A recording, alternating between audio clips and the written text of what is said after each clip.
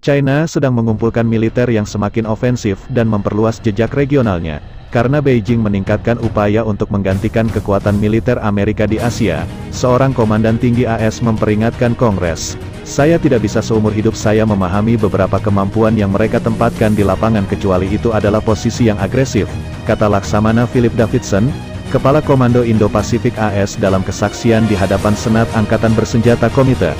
Saya melihat mereka mengembangkan sistem, kemampuan, dan posisi yang menunjukkan bahwa mereka tertarik pada agresi, kata Davidson, yang dalam sidang membela permintaan anggaran untuk miliaran dolar persenjataan baru di Pasifik, mengatakan peningkatan investasi diperlukan untuk menghalangi ambisi militer China di wilayah tersebut, menggambarkan China sebagai ancaman strategis jangka panjang terbesar bagi keamanan di abad ke-21. Davidson mengatakan Beijing telah melakukan tindakan yang semakin mengancam, mengutip aktivitas militer China di sekitar Taiwan, di sepanjang perbatasan yang disengketakan dengan India dan bahkan di sekitar pulau-pulau AS di Pasifik. Saya khawatir mereka mempercepat ambisi mereka untuk menggantikan Amerika Serikat dan peran kepemimpinan kami dalam tatanan internasional berbasis aturan, yang telah lama mereka katakan bahwa mereka ingin melakukannya pada tahun 2050. Saya khawatir tentang itu. Mereka memindahkan target itu lebih dekat, kata Davidson.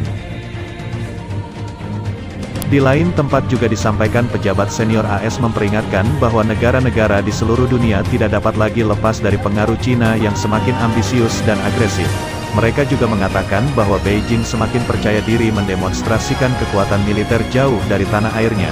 Laksamana Muda Michael Studeman, Direktur Divisi Intelijen Komando Indo-Pasifik AS dan Laksamana Muda Michael Studeman, mengatakan pada konferensi online pada Selasa tanggal 2 Maret yang lalu, kami merasakan apa artinya dipimpin oleh Cina atau sangat dipengaruhi oleh Cina. Anda akan menemukan tentara Cina yang sangat global dan ekspedisi, dan mereka akan campur tangan dimanapun mereka pikir kepentingan Cina terancam, katanya.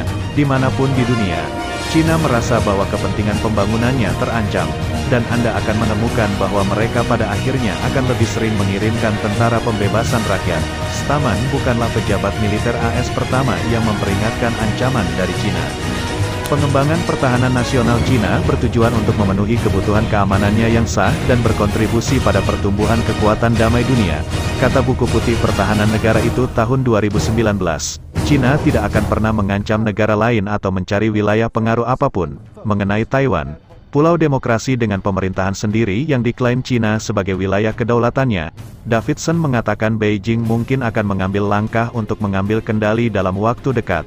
Saya pikir ancaman itu nyata selama dekade ini, sebenarnya dalam 6 tahun ke depan, katanya, menambahkan bahwa ancaman terhadap Taiwan meningkat sementara kemampuan AS untuk mencegah tindakan Cina terkikis. Kelambanan akan merusak status internasional AS dan merusak kredibilitasnya sebagai mitra pertahanan. Cina Daratan dan Taiwan telah diperintah secara terpisah sejak berakhirnya Perang Saudara Berdarah pada tahun 1949, tetapi Beijing telah berjanji untuk tidak pernah membiarkan pulau itu merdeka secara resmi dan menolak untuk mengesampingkan penggunaan kekuatan jika perlu. Taiwan adalah bagian tak terpisahkan dari Cina, kata juru bicara Kementerian Pertahanan Kolonel Senior Wu Qian pada Januari. PLA akan mengambil semua tindakan yang diperlukan untuk secara tegas mengalahkan setiap upaya oleh separatis kemerdekaan Taiwan, dan dengan tegas mempertahankan kedaulatan nasional dan integritas teritorial. Mengutip sengketa teritorial Taiwan dan Beijing dengan tetangganya, Wu pada Minggu membela China yang baru saja mengumumkan peningkatan 6,8% dalam pengeluaran militer untuk tahun 2021, dengan mengatakan bahwa dunia tidak damai dan pertahanan nasional kita harus kuat. Menurut media pemerintah, sementara militer Cina telah lama meningkatkan kehadirannya di dekat pantainya, di tempat-tempat seperti Taiwan dan Laut Cina Selatan, Davidson mengungkapkan bahwa mereka menjadi lebih aktif di sekitar wilayah Kepulauan Pasifik AS. Kami melihat penyebaran Angkatan Laut Cina dari kelompok tugas layanan dan kapal selam yang melakukan pelayaran mengelilingi Guam dan Persemakmuran Mariana Utara, katanya.